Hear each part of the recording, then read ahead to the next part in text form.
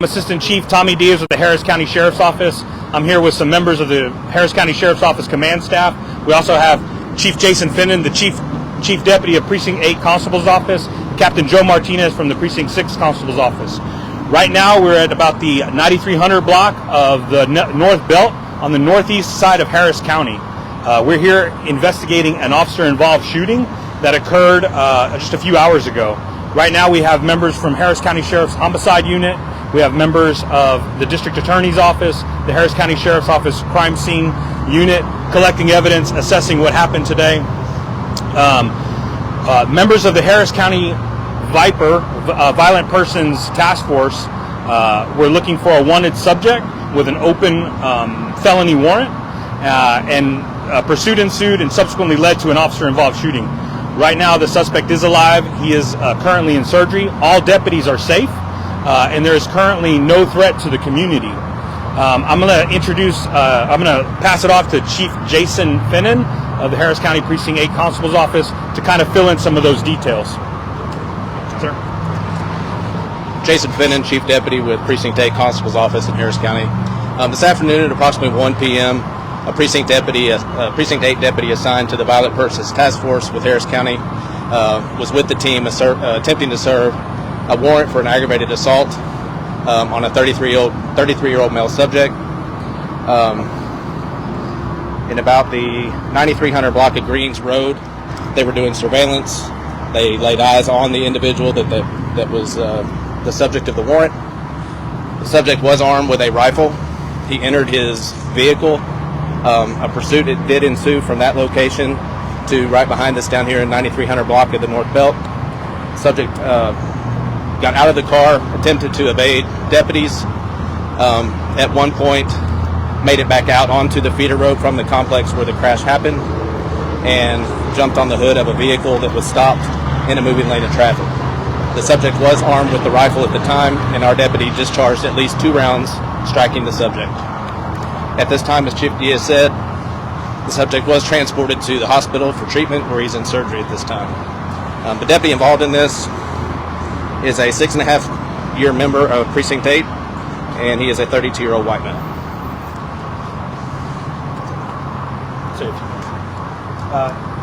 Just so everyone's clear, the District Attorney's Office here to do their independent review. With all of these things, the Precinct 8 Constable's Office, their internal affairs will conduct a review, and all this will be sent to the Texas Attorney General's Office in compliance with state law. I'm going to let Major Suarez say some things in Spanish, and then we'll take some questions. Thank you, Chief. Buenas tardes, soy Mayor Saúl Suárez con la Oficina de Alguacil del Condado de Harris. Aquí estamos en el noreste del condado, donde estamos investigando un tiroteo que involucró uno de los oficiales y un sospechoso. Aproximadamente como a las 1 de la tarde, nuestro equipo que se especializa en arrestar a los violentos, a la gente más violenta aquí del condado, el Viper Unit, estaban atrás de un sospechoso que tenía una orden de arresto de asalto agravado. Ellos confrontaron al sospechoso. En ese entonces el sospechoso fugó, y él fugó en carro y luego fugó en pie. Él estaba armado con un rifle. En ese entonces uno de los oficiales de la oficina de los constables del precinto 8, que está asignado al equipo de Viper, él le disparó y el sospechoso fue detenido. También los oficiales le dieron atención médica.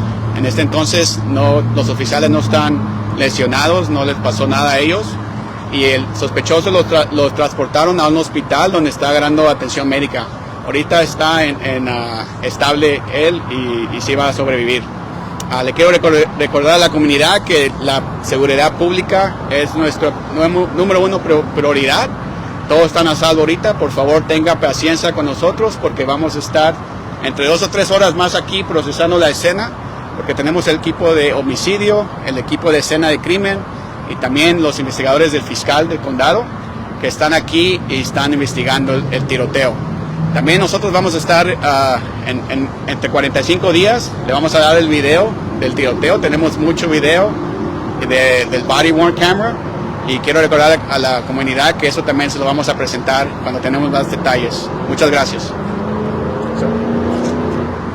Once again, it's all preliminary information. Obviously, there's lots of body-worn camera to review from multiple perspectives. So a lot of things are developing, but the team's working hard right now. Traffic will be affected. So anyone that's coming out in this area, be sure to maybe find an alternate route. We have a traffic management plan to make sure that people can get to the preschool that's right here. Just to kind of stress what the major said at our priority of life. When this started occurring, there's a preschool right here, and deputies immediately went there and shut it down and made sure that we had people there to protect our most valuable asset, our children. So it's been like a lot of folks did a lot of good things and make sure that the community was safe. So, are there any questions or anything? We have we do know who the suspect is, and we'll push that out at a later time. Could you clarify where this started and where was the surveillance video that you were looking at? So the body-worn camera is the video that we'll review. So each deputy assigned to this multi-agency task force has a body-worn camera. Anytime they take an enforcement action, they'll activate that.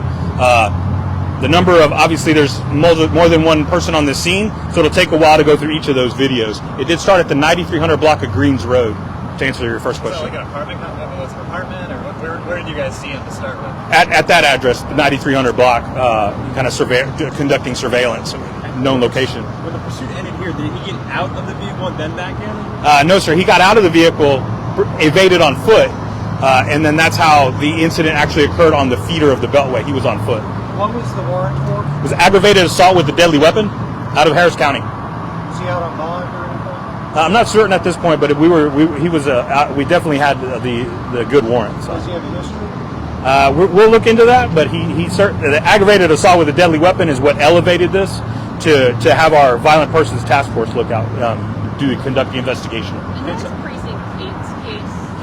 You guys were involved in the warrant? We have a multi-agency. I'm sorry, Chief. Go ahead. It's multi-agency task force. It doesn't matter where the warrant originated from. Members from Precinct 8, Precinct 6, Constable's office, plus the Sheriff's office, we all work in conjunction, kind of force multipliers, and just we're out there looking for some of the most violent folks. So I say we, the deputies, are out there looking for some of the most violent folks in the county. And, yeah, just to clear up kind of this, pursuit on foot thing. Mm-hmm. So where did the vehicle stop? The vehicle stopped in an apartment complex about the 9300 block. Apartment complex over here. He got out on foot and then jumped onto the car of a passerby. It was on foot, and there was definitely traffic, and we have good witnesses that stayed on scene and provided some of those details, and we're still developing that. So it could have been like multiple things that occurred, but we're still developing exactly what the sequence of events and how he interacted with the public. So the whole time that's happening, he's got a rifle? Yes. And the weapon has been located and recovered. Did he discharge the weapon? The suspect? Nothing indicates that now, but once again, it's preliminary information, and we don't have any evidence of that, but he definitely had the long gun. Where did the tip originate from?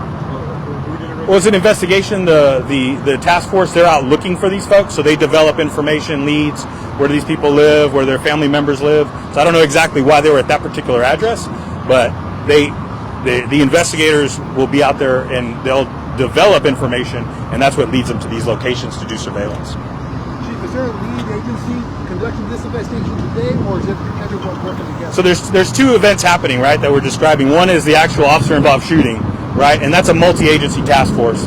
But then the subsequent thing that happens after a shooting, the Harris County Sheriff's Office is the lead investigative body from the officer-involved shooting perspective. The District Attorney's Office will conduct the independent investigation, and then, like I said, Precinct 8, they'll handle the internal affairs for their deputy. Thank God it's safe. You face extra charges? He certainly could, but that's what this investigation, the secondary investigation, may lead to those types of charges, additional charges. You know what kind of rifle? I know it's a long rifle at this point. We didn't, as they process the scene, we won't get up there and mess with anything, and so. Can you go through one more time the ABC's involved in everything? Yes. So today, I'm going to let Lieutenant Brooks Collier tell you what agencies were on scene today. But for sure, it was the Sheriff's Office, Precinct 6 Constable's Office, Precinct 8 Constable's Office. But there may be some other folks. I'm Lieutenant Collier, Harris County Sheriff's Office, Major Offender Section. So we had Sheriff's Office, Precinct 8, Precinct 6, Precinct 5, and possibly Precinct 2. We also have members of Precinct 1 that are also members of our task force.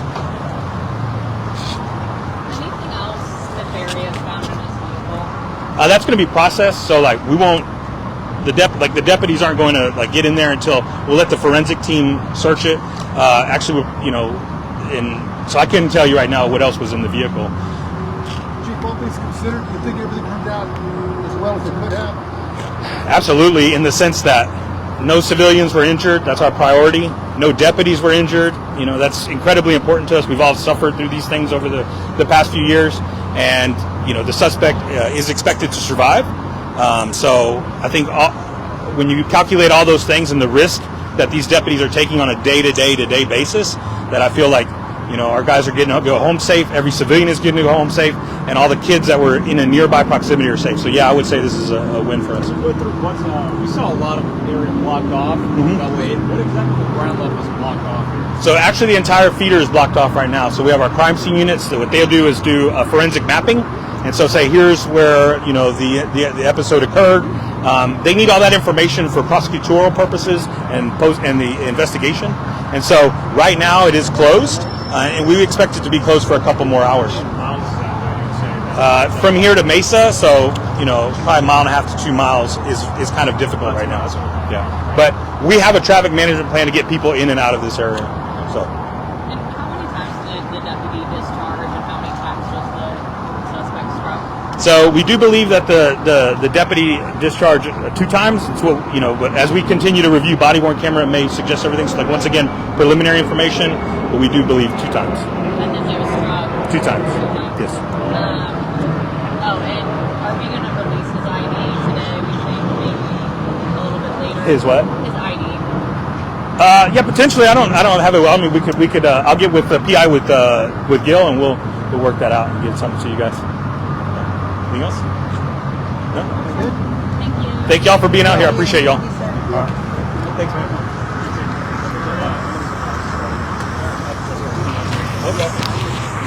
Okay. All right, Whitney Speeds, can you guys hear me? So basically, this is a F around and find out for a guy with who deputies were trying to execute a warrant for a guy that had aggravated assault with a deadly weapon, right? Let me show y'all the scene. If you missed it earlier, I was live. I was real close up. I'm not gonna walk down that street no more, friends. Oh, I ain't doing it. My legs are sore. But earlier today, they were trying to execute a warrant on some dude that had aggravated assault with a deadly weapon warrant. They followed him. He went and parked his car, bailed out at a construction site, ran behind some apartments, then ran out the apartments off of Beltway 8 near Wilson Road. This is Wilson Road right here. Hey, what's up? Hey, good news, peeps. He had a weapon with him. He started, there was a shots fired. He's been transported to the hospital, and he's in critical or stable. Like, he's gonna survive though. And yeah, F around and find out. I mean, he didn't surrender. He should have surrendered. So I don't know, friends. He chose. Now he's gonna be like I like to say, he's gonna be in pain spreading cheeks. Yes, gotta keep these streets safe, friends. All right, I'm gonna go ahead and head out. I just posted video of the huge fire over off of Hempstead and Bingle. If you guys want to go check that out, I just posted it. Go check it out. A lot of peeps looked out for me because I'm at one scene. I can't be at the other one. So I just posted a lot of videos that people sent in, and they're pretty good quality. It gives an idea of what happened out there. Prayers for our fire department, Houston Fire Department, man. Prayers for them. May everybody be safe. Hope nobody was injured. Reporting live here off of North Sam Houston Parkway East at Wilson Road. It's your girl Grizzy. Back to you.